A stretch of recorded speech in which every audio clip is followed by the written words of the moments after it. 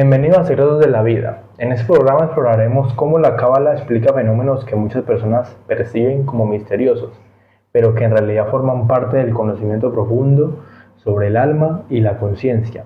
Hoy recorreremos enseñanzas de la Cábala, apoyadas en las clases del maestro Albert Hofland, y descubriremos cómo estas ideas se aplican a la vida cotidiana. Y veremos la reencarnación, los sueños, los 72 nombres de Dios, la interacción de las almas, la clarividencia, los milagros, los déjà vus. También veremos unas historias reales sobre el Holocausto y sobre algunos otros temas que les estaremos hablando en el transcurso del video. Todo esto se abordará desde un enfoque serio y reflexivo, sin supersticiones ni sensacionalismos, mostrando cómo la espiritualidad influye en nuestra experiencia diaria. La reencarnación y las vidas pasadas. La Cábala nos enseña que el alma no vive solo una vez. El término hebreo Gilgul Neshamot significa ciclo de las almas y describe cómo el alma regresa a nuevas vidas para completar lo que quedó pendiente. Según Albert Hofland, muchas dificultades, miedos, bloqueos que experimentamos en nuestra vida actual no se originan en esta existencia, sino que son los remanentes de experiencias previas. Este proceso no se entiende como un castigo, sino como una oportunidad para que el alma crezca, aprenda y alcance su plenitud. Un dato fascinante de la tradición cabalística es que incluso personajes bíblicos que conocemos podrían haber reencarnado para cumplir misiones específicas. Por ejemplo, se dice que Caín reencarnó en Yitro, el suegro de Moisés, y que Abel reencarnó en Moisés mismo. Esta interpretación muestra que la reencarnación no es solo un concepto moderno ni esotérico, sino un principio profundo que guía la evolución del alma a lo largo del tiempo. La reencarnación también ayuda a explicar fenómenos aparentemente inexplicables, como talentos innatos en los niños pequeños o quizás miedos irracionales que no tienen una causa evidente en esta vida. Además, la Cábala plantea que las almas pueden incluso reencarnar temporalmente en otros niveles de existencia o formas de vida hasta estar listas para retornar plenamente como humanos. Esto refleja un enfoque integral del alma en constante aprendizaje. Otro aspecto importante es que los patrones repetitivos en nuestra vida diaria pueden ser interpretados como el tikkun, una corrección pendiente de vidas anteriores. La Cábala nos enseña a ver esos desafíos no solo como una mala suerte, sino como oportunidades para crecer y reparar aquello que quedó incompleto.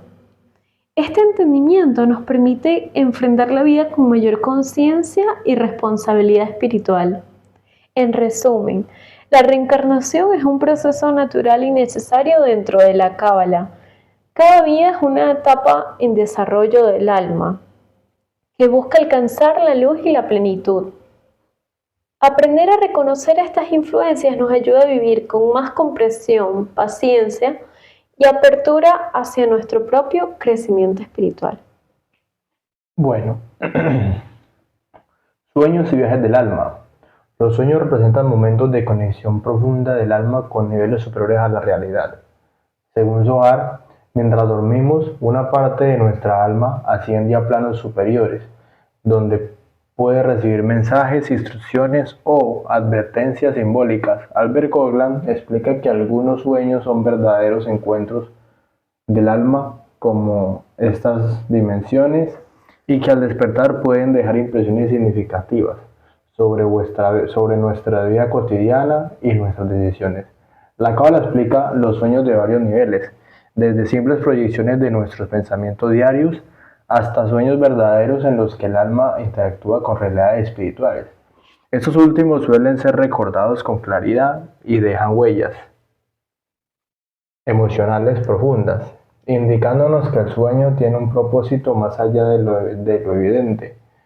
Curiosamente, cualquier persona puede tener sueños de este tipo, específicamente si realizas prácticas espirituales o plegarias antes de dormir.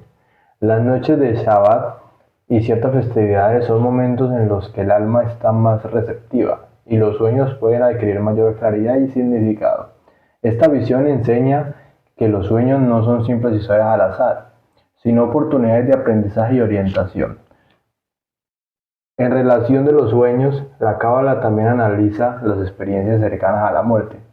En estas situaciones, el alma se desprende del cuerpo y puede observar la realidad desde otra perspectiva, a veces percibiendo hechos y emociones que no puede conocer desde la conciencia física.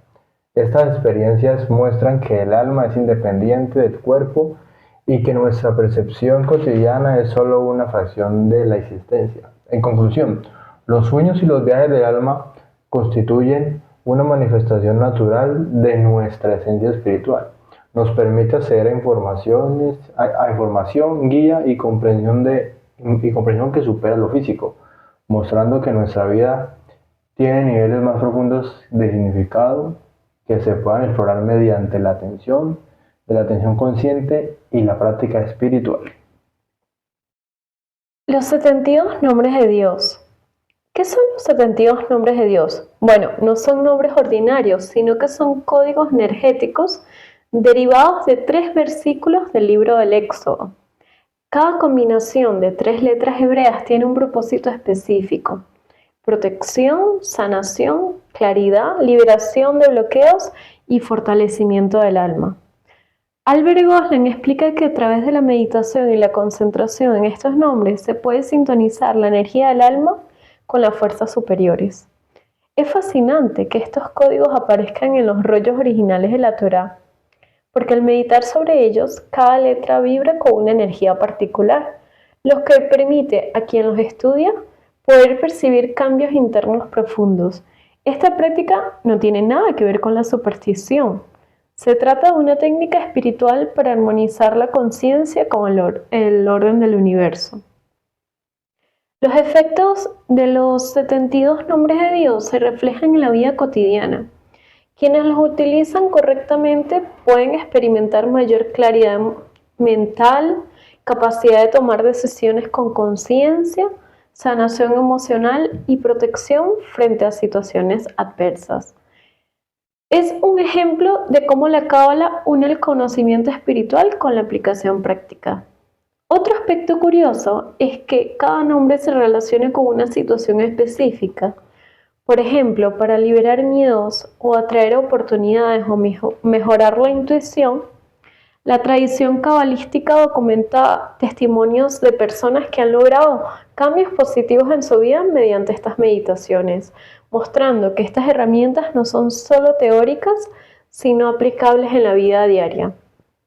En síntesis, los 72 nombres de Dios son herramientas energéticas que permiten al ser humano interactuar conscientemente con las fuerzas que sostienen al universo. Su estudio y práctica forman parte de un camino natural de crecimiento espiritual y desarrollo personal. Dibuk y Bur, almas que interactúan. La Cábala enseña que algunas almas no completan su ciclo y permanecen cercanas a los vivos. Un Dibuk es un alma errante que busca ayuda para poder elevarse. No se trata de posesión demoníaca, sino de un proceso natural donde un alma busca cumplir lo que no terminó. Los rubinos, según la tradición, realizaban oraciones y lecturas del Zohar para guiar al Dibuk hacia su descanso y liberar a la persona afectada. Por otro lado, existe el Ibur, que es un alma justa que acompaña a alguien temporalmente para otorgarle fuerza y claridad en momentos decisivos. Esta interacción demuestra que las almas pueden influir en nuestra vida de manera positiva, apoyando nuestro crecimiento y ayudándonos a enfrentar desafíos. Los textos cabalísticos recogen numerosos casos de Dibuk y Iburim, mostrando que esas experiencias eran consideradas normalmente dentro de la vida espiritual y las comunidades judías. Se trataban mediante prácticas de oración y meditación, enfatizando que esas interacciones son parte natural del mundo espiritual y no fenómenos extraordinarios. Un dato curioso es que en el Ibur suelen percibirse como momentos de inspiración repentina, claridad en decisiones importantes o sensación de apoyo invisible en momentos críticos. La Cábala explica esto como la manifestación natural de la interacción de las almas con los vivos, recordándonos que nunca estamos completamente solos. En resumen, Dibuk e Ibur representan procesos normales de la vida espiritual. Nos enseñan que el alma continúa su aprendizaje más allá de la vida física y que las interacciones entre almas forman parte del desarrollo natural y la conciencia. Clarividencia, milagros y el Ruach HaKodesh. La Cábala explica que el ser humano puede desarrollar una percepción más allá de los sentidos físicos a través del Ruach HaKodesh, el espíritu de santidad. Cuando se obra con intención o se actúa con bondad y conciencia, el alma puede percibir información que normalmente estaría oculta, comprender necesidades de otros y recibir guía espiritual. Albert Goslan resalta que esto no es adivinación, sino una percepción elevada del mundo espiritual. En la ciudad de Safed, el cabalista Ari podía identificar el tikkun y la trayectoria espiritual de las personas simplemente observándolas. Esta clarividencia no era un fenómeno extraordinario ni aislado, sino una manifestación natural de un alma profundamente conectada. La práctica espiritual constante permite desarrollar esta sensibilidad. La Cábala también explica milagros como las modificaciones de la realidad física mediante la interacción consciente con la energía divina, curaciones, oportunidades inesperadas o la resolución de problemas complejos no son azar, sino efecto de la armonización de la conciencia con las fuerzas espirituales que sostienen al universo. Estos fenómenos muestran que el mundo físico refleja lo espiritual. La clarividencia y los milagros son manifestaciones naturales del desarrollo del alma, recordándonos que nuestras acciones, intenciones y conciencia impactan en la realidad cotidiana. En conclusión, la clarividencia y los milagros forman parte de la vida normal, según la Cábala, como expresión de la conexión entre el ser humano y las fuerzas que rigen la existencia. Bueno, los déjà vus desde la Cábala. El déjà vu, esa sensación de haber vivido antes una situación, tiene explicación natural en la Cábala.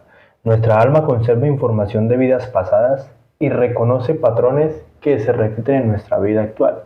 Albert Goslan señala que cuando sentimos un déjà vu, nuestra alma está reconociendo algo familiar de su historia anterior, lo que nos permite reflexionar sobre lo que necesitamos reparar o aprender. Estos recuerdos no se perciben como memorias conscientes, sino como sensaciones de familiaridad inesperada que nos llaman la atención sobre patrones repetitivos o elecciones pendientes. La Cábala interpreta esto como una señal natural del alma, que busca que tomemos decisiones más conscientes y aprendamos de las experiencias que ya ha vivido en otras vidas. El déjà vu también nos enseña que el tiempo no es lineal para el alma. Lo que parece un instante nuevo puede contener ecos de situaciones pasadas. Reconocer estas experiencias nos permiten reflexionar sobre nuestras elecciones, mejorar nuestra percepción de la vida y comprender que nuestra existencia tiene continuidad y propósito más allá de lo que vemos físicamente. En ese sentido, los déjà vus son un recordatorio de que todo lo que vivimos tiene significado y que la conciencia del alma actúa como guía para avanzar al crecimiento espiritual. Lejos de ser casualidad, son momentos que nos conectan con la totalidad de nuestra existencia y nos invitan a vivir con más atención y responsabilidad y armonía interna. Bueno, ahorita yo le voy a hacer unas preguntas aquí a la tesorito Isis Ángeles Persau. Le voy a hacer unas preguntas sobre ese tema de lo que estamos hablando. Ella nos va a responder a todos como tal. Empiezo con la primera pregunta. Quiero que todos estén muy pendientes a la pregunta y si se la saben la pueden responder también. Estamos atentos. Si el alma reencarna para completar lo pendiente, ¿cómo podemos distinguir entre un obstáculo nuevo y un patrón que viene de otras vidas? Bueno, según lo que ya hemos visto, que la Cábala nos explica por qué tenemos obstáculos repetitivos, cosas que nos pasan y que a veces no tienen una explicación evidente. Bueno, esto se debe a que el alma de esa persona carga con un ticún o varios ticunes, que el ticún, para los que no saben, es una corrección pendiente que tenemos de otras vidas. Entonces, no se trata de la dificultad en sí, sino de cómo reaccionamos ante ella, si cambiamos la respuesta a quizás los patrones que estamos acostumbrados, pues nuestra alma va a avanzar. Ok, muchas gracias. Perdón. La pregunta número 2. ¿Por qué algunos sueños parecen olvidarse de inmediato o otros quedan grabados en nuestra memoria por años? Bueno, teniendo como base el Zohar, los sueños, como sabemos, provienen de planos más elevados y no les estoy hablando de algo abstracto. Como bien saben, el ser humano se mueve en 3D, 3 dimensiones, pero existen dimensiones aparte de esta donde se mueve el alma, y estos son los planos más elevados de donde proviene nuestra alma, que deja una huella duradera. A veces los planos en los que se desvanece más rápido el alma es porque tienen simples descargas de la mente. Los que permanecen son mensajes del alma que aún tienen vigencia para nuestro camino. Ok. Si los 72 nombres de Dios son combinaciones de letras, ¿qué diferencia hay entre leer esas letras y realmente activar su energía? Bueno, hay un proceso que es, la diferencia está en cómo uno lo realiza. Hay una palabra hebrea que me gusta mucho para esto, que es la kavaná, la intención. A veces no basta solo como recitar o leer estas letras como un mantra mecánico. A veces necesitamos tiempo para meditar conscientemente en las letras hebreas. Puede ser acompañada con un Magen David y también con un propósito espiritual, lo que nos permite al alma que se conecte con la energía de cada combinación. Ok, muchas gracias por esa respuesta tan asertiva. Pregunta número 4. ¿Podría un ibur confundirse con la voz interior o la intuición personal? Bueno, totalmente, amor. De hecho, esa es la forma en la que suele manifestarse. Un ibur no altera la personalidad, sino que potencia esta misma y le da claridad y fuerza en momentos clave. La intuición se amplifica como una respuesta porque otra alma justa aporta su energía temporalmente. Ok. Pregunta número 5 para la señorita Isis Bersaut. Si los milagros son ajustes en la realidad, qué diferencia a un milagro de una simple coincidencia afortunada? Bueno, la diferencia es la conciencia. Una coincidencia es algo del azar y desde nuestra mirada limitada, un milagro. En cambio, cuando comprendemos que existe una sincronía que responde a un propósito mayor y que nuestra intención tuvo un papel en abrir esa posibilidad, nos damos cuenta que no existe la casualidad. Ok. Pregunta número 6. Y ya casi va, creo que es la última si no estoy mal. ¿Qué nos revela un déjà vu sobre el tiempo y la memoria del alma? Bueno, que el tiempo no es lineal para el alma, no es como nosotros que nacemos, eh, estudiamos, nos reproducimos, tenemos hijos, vivimos nuestra vida y quizás terminamos. El alma no vive así, para el alma el déjà vu no es un error Es un espacio donde nos permite recordar lo que ya hemos transitado. En algo similar de esta vida a otra vida. Entonces, por eso es que tenemos esos atisbos de, esto me hace remembranza con algo que ya viví, pero quizás no lo habías vivido, sino que era tu alma misma recordando eso. Y es un recordatorio de que nuestra alma siempre está tejida con los recuerdos de múltiples existencias. Ok, dale. Entonces ahorita vamos a seguir con otro temita que tenemos por aquí. Retomando con lo que ya veníamos hablando, a lo largo de los siglos el pueblo judío ha conservado secretos que parecen imposibles, milagros que desafían la lógica, sanaciones que la ciencia moderna aún no puede explicar por completo y conocimientos transmitidos de generación en generación. Hoy abriremos estas páginas escondidas y caminaremos entre la fe, la historia y la realidad comprobable.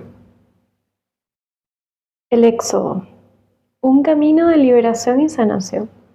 Hace más de 3000 años, Moisés lideró a los israelitas fuera de la esclavitud en Egipto, cruzando el Mar Rojo, en un acto que muchos consideran un milagro divino. Este evento no solo marcó el inicio de la identidad nacional judía, sino que también el comienzo de una serie de migraciones que llevarían a los judíos a diversas partes del mundo. La travesía por el desierto durante más de 40 años simboliza la purificación y la preparación espiritual del pueblo para recibir la Torá en el monte Sinaí. Tras la destrucción del primero y segundo templo en Jerusalén, los judíos fueron dispersados por el mundo, dando inicio a la diáspora. Lejos de su tierra natal, muchos encontraron consuelo y sanación en la práctica de su fe. Las comunidades judías en lugares como Babilonia, Persia y Europa desarrollaron tradiciones y costumbres que fortalecieron su identidad y les ofrecieron un sentido de pertenencia. Aquí vamos a contar algunas de las historias de los sobrevivientes del Holocausto.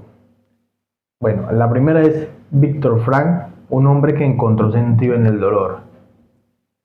En Auschwitz, Víctor Frank, psiquiatra vienes, perdió a toda su familia, incluso a su esposa. Vivió el hambre, el frío, el trabajo forzado, pero en medio del infierno descubrió algo extraordinario, que quien encontraba un propósito, aunque fuera en un recuerdo o en un sueño, podía resistir lo imposible. En su libro El hombre en busca del sentido, relató: alguien en Auschwitz podía estar desnudo, pero aún podía elegir cuál sería su actitud ante el sufrimiento. Su mensaje trascendió al campo, ayudó a millones de personas en el mundo a encontrar esperanza en medio del dolor. Ahora yo les voy a relatar el caso de Elie Wiesel, el niño que no dejó morir la memoria. Elie Wiesel tenía solo 15 años cuando fue deportado a Auschwitz junto a toda su familia. Vio morir a su madre y a su hermana pequeña en las cámaras de gas. Soportó hambres, golpes, humillaciones indescriptibles, pero aún así sobrevivió y juró que el mundo no olvidaría su nombre. Escribió en la noche uno de los testimonios más duros y honestos del Holocausto. En 1986 recibió el Nobel de la Paz. Al recibirlo dijo: el opuesto del amor no es el odio, es la indiferencia. Su voz fue un recordatorio para los que vivieron esas experiencias que no están solos. Bueno, aquí seguimos con el Primo Levi, el químico que transformó su dolor en palabras. Primo Levi, judío italiano, fue llevado al Auschwitz. Allí, su conocimiento como químico le dio una mínima oportunidad de sobrevivir, trabajando en un laboratorio del campo. Pero lo que realmente lo salvó fue su memoria. Después de la guerra, escribió: si esto es un hombre, un testimonio brutal y poético, donde mostró que la dignidad humana podía resistir incluso en el barro del campo de exterminio. Levi dejó una advertencia: sucedió y por lo tanto puede volver a suceder. Ahora les voy a hablar sobre Nechamatek, la niña escondida en la inocencia. Nechamatek, que luego sería una gran historiadora, sobrevivió de niña escondida con su familia en Polonia. Durante meses vivieron en condiciones infrahumanas, con miedo constante a ser descubiertos. Ella misma dijo que lo que más salvó fue la solidaridad inesperada de algunos no judíos que arriesgaron su vida para ocultarlos. Su experiencia la marcó tanto que dedicó su vida a documentar actos heroicos de resistencia judía, como en su libro Los judíos del bosque. Aquí sigue Eva Moses Kor, la gemela de los experimentos de Mengele. Eva Moses y su hermana gemela Miriam tenían solo 10 años cuando fueron llevadas a Auschwitz. Por ser gemelas, quedaron a manos del doctor Joseph Mengele, que hacía experimentos crueles con niños. Eva contó que sufrió inyecciones misteriosas y experimentos dolorosos. Su hermana Miriam sufrió problemas de salud de por vida. Años después, Eva tomó una decisión sorprendente: perdonó públicamente a los nazis que le habían hecho tanto daño. No por ello, sino por liberarse a sí misma del odio. Fundó un museo de la memoria y dedicó su vida a enseñar perdón y resistencia. Gisela Perl, la doctora que salvó vidas en el infierno. Gisela Perl era una ginecóloga húngara que fue deportada a Auschwitz. Allí los nazis la obligaron a trabajar como médica. Descubrió que las mujeres embarazadas eran ejecutadas inmediatamente o utilizadas en experimentos médicos. Para salvarlas, Gisela realizaba abortos en secreto, sin instrumentos ni anestesia, en los rincones oscuros del barrancón, arriesgando su vida en cada procedimiento. Ella misma dijo que jamás se perdonó esas decisiones, pero que esas madres vivieron gracias a su valentía. Después de la guerra emigró a Estados Unidos y se convirtió en una reconocida ginecóloga, ayudando a miles de mujeres a dar luz en libertad. Marcel Mersault, el mimo que rescató niños. Antes de ser famoso mimo, Marcel Mersault fue un joven judío francés que se unió a la resistencia. Usando su talento para entretener, mantenía callados y tranquilos a grupos de niños judíos mientras los transportaban en secreto hacia la frontera con Suiza. Se dice que gracias a su arte silencioso, decenas de pequeños lograron escapar sin ser detectados por soldados nazis. Tras la guerra nunca dejó de recordar que su misión más importante no fue en un escenario, sino en salvar vidas con su silencio. Leo Lionni, el artista que escapó disfrazado. Leo Lionni, quien luego sería un reconocido escritor e ilustrador de libros infantiles, estaba en Italia cuando comenzaron las persecuciones. En un momento crítico, él y su familia escaparon disfrazados de campesinos italianos, escondiendo documentos falsos entre sus ropas. Su imaginación y creatividad no solo lo salvaron, sino que más tarde le sirvieron para dar vida a cuentos que transmiten resiliencia, comunidad y esperanza a los niños del mundo. Sus personajes animales, ratones, peces y camaleones siempre hablan de la importancia de la solidaridad. Bueno, Frieda Belinfante, la música y la resistencia. Frieda era una violonchelista, digamos violinista porque no entendí, y directora de orquesta en Holanda, además de ser abiertamente lesbiana, en una época donde eso también significaba persecución. Durante la ocupación nazi, se unió a la resistencia holandesa, usando su talento falsificaba documentos de identidad y participó en el atentado contra una oficina de reclutamiento nazi para destruir archivos que delataban a los jóvenes judíos. Después de meses escondida, logró huir disfrazada de hombre y finalmente sobrevivió. Tras la guerra emigró a Estados Unidos, donde siguió luchando por la música y la libertad. Roman Halter, el niño pintor de Lodz. Roman Halter tenía apenas 12 años cuando los nazis invadieron Polonia y su familia fue encerrada en el gueto de Lodz. Allí el hambre, la miseria y la violencia eran el pan de cada día. A pesar del horror, Roman siempre encontraba pedacitos de papel y carbón con los que dibujaba en secreto, plasmando las caras de los prisioneros y la vida dentro del gueto.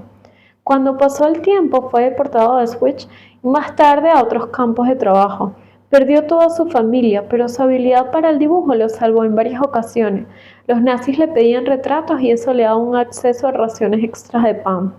Cuando terminó la guerra, Román estaba completamente solo, tenía 17 años y apenas lograba pesar 35 kilos.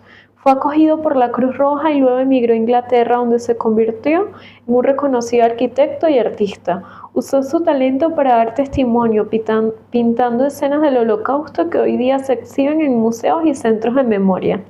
Su vida es la prueba de que incluso en medio de la oscuridad más absoluta, el arte puede convertirse en un refugio, un arma para sobrevivir y en una voz que sigue hablando cuando todos los demás se callaron. Bueno, los judíos salvaron al mundo. A lo largo de la historia, en medio de la persecución del odio y los intentos de aniquilación, el pueblo judío no solo resistió, sino que en más de una ocasión ayudó a salvar al mundo entero. Sus aportes no fueron simples gestos individuales, fueron actos que cambiaron el curso de la humanidad.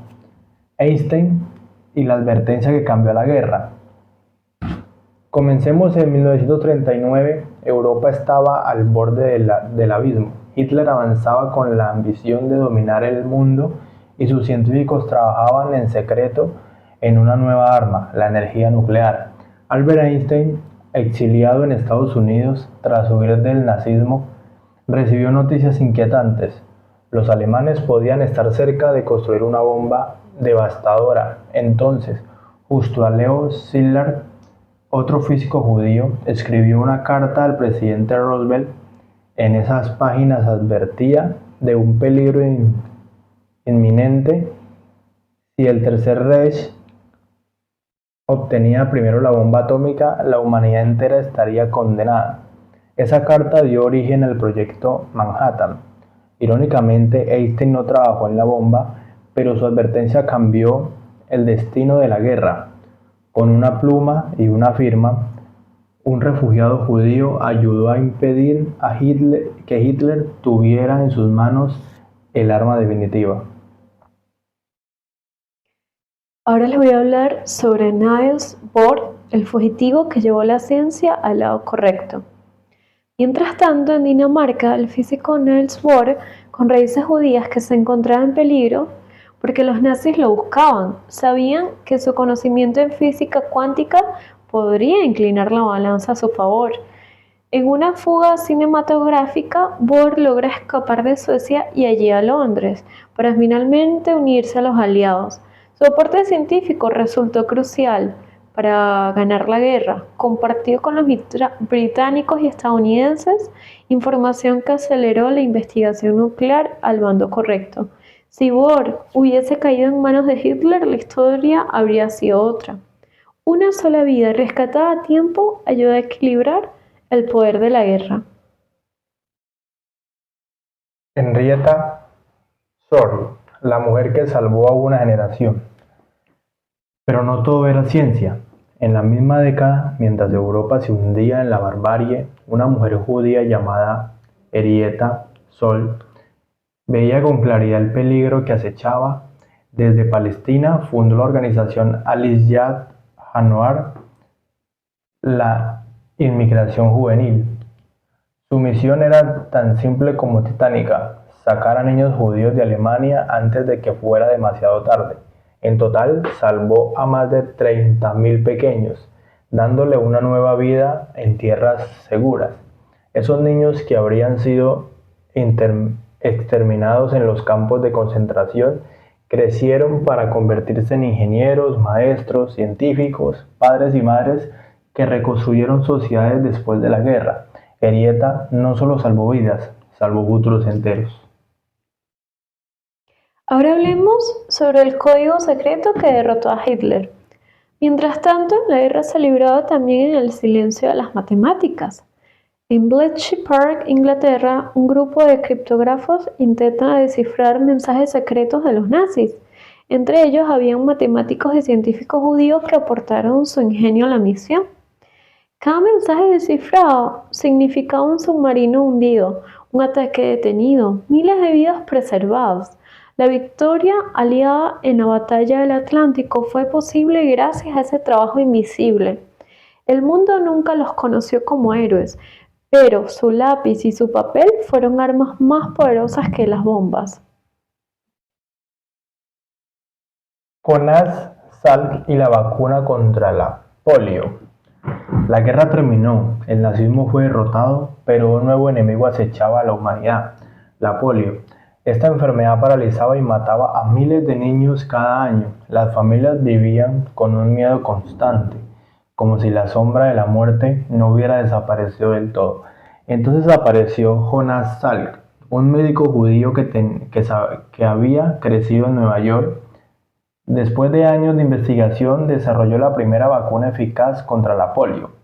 Cuando se le preguntó quién era el dueño de la patente, respondió con una frase que quedaría para siempre: ¿acaso se puede patentar el sol?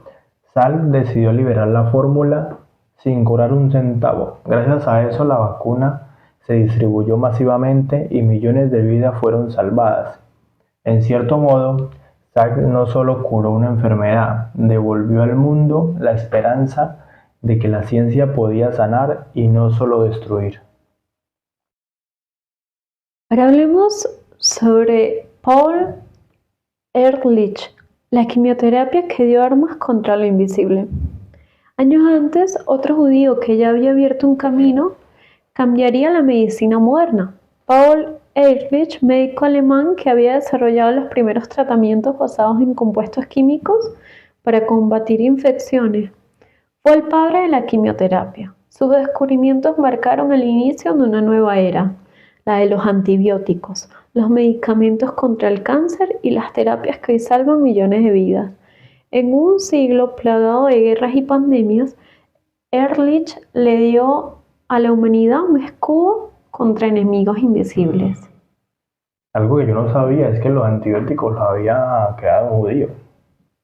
No sabía eso. Es bueno saber esas cosas. Cosas que uno no investiga mucho. Influencia del judismo en otras religiones. El judaísmo, perdón, ha tenido una profunda influencia en otras religiones, especialmente en el cristianismo y el islam. Ambas religiones comparten figuras y narrativas con el judaísmo, como Abraham y Moisés, y adoptan principios éticos y monoteístas derivados de la tradición judía. Por ejemplo, el concepto de un Mesías prometido, la creencia de la vida después de la muerte y la importancia de la moralidad y la justicia social son enseñanzas que se encuentran en el judaísmo y han sido adoptadas por otras religiones. Conclusión: un pueblo de fe, ciencia y humanidad. La historia del pueblo judío es un testimonio de resiliencia, fe y contribución al mundo. Desde su salida de Egipto hasta su presencia en diversas partes del mundo, los judíos han llevado consigo una rica tradición de sanación, milagros y una profunda influencia en la humanidad, ya sea a través de sus prácticas espirituales, sus innovaciones científicas o su impacto de otras religiones. El judaísmo continúa siendo una fuente de inspiración y guía para muchos.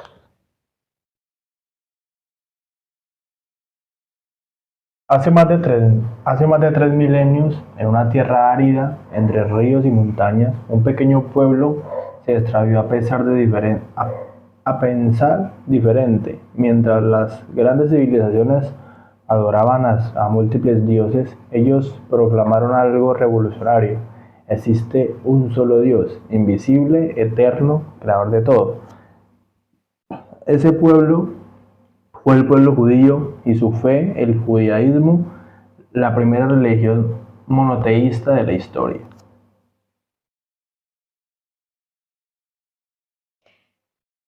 El mundo antiguo no conocía antes el descanso. Esclavos, campesinos, soldados, todos trabajaban sin tregua, pero los judíos introdujeron una idea tan simple como poderosa. Un día a la semana el ser humano debe descansar. Ese fue el origen del Shabbat, la raíz de lo que hoy conocemos como el fin de semana.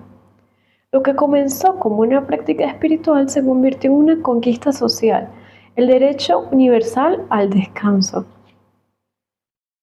Ok. La diáspora y la resiliencia. En el año 70 después de Cristo, el segundo templo de Jerusalén fue destruido por los romanos. Los judíos fueron dispersos en el mundo en lo que se llamó la diáspora. Y, y aunque estuvieron lejos de su tierra durante casi 2000 años, nunca perdieron su lengua sagrada, ni sus costumbres, ni su identidad. Mientras imperios caían, ellos mantenían viva una llama en la memoria colectiva y la esperanza de regresar a Sion. En la parte de la cultura judía, en su historia, no es solo resistencia, sino también creatividad. En Viena, un médico judío llamado Sigmund Freud, del que muchos seguramente han escuchado hablar, cambió para siempre la manera en la que entendemos la mente, creando el psicoanálisis. En Nueva York, inmigrantes judíos que habían llegado en las manos vacías fundaron grandes estudios de cine como Warner Bros., Paramount, MGM, y así nació Hollywood también. La música también fue transformada, desde la batuta de Leonard Bernstein hasta canciones inmortales de Bob Dylan y las interpretaciones de Barbra Streisand. El aporte cultural judío no se quedó en una sola disciplina, se expandió en el arte, la literatura, el teatro, la filosofía y la ciencia. Ok, aportaciones científicas y tecnológicas. En el siglo XX, un físico con el cabello alborotado, revolucionó la ciencia. Su nombre, Albert Einstein. Con su teoría en la relatividad abrió puertas a un nuevo universo de conocimientos. El médico Jonas Hall, del que hablábamos ahora rato, desarrolló la vacuna contra el polio, salvando millones de vidas. El físico Niels Bohr dio las bases de la mecánica cuántica y Robert Oppenheimer, aunque polémico, lideró el proyecto que dio nacimiento a la energía nuclear. Pero los aportes no terminaron ahí. En Israel, un país pequeño, un territorio pero gigante, en innovación se crearon avances como el riego por goteo, que hizo fértiles los desiertos, la memoria USB, hoy indispensable, no sabía ese, está bueno eso. Waze, el GPS que millones usan cada día, yo lo uso. El Iron Dome, un sistema de defensa antimisiles.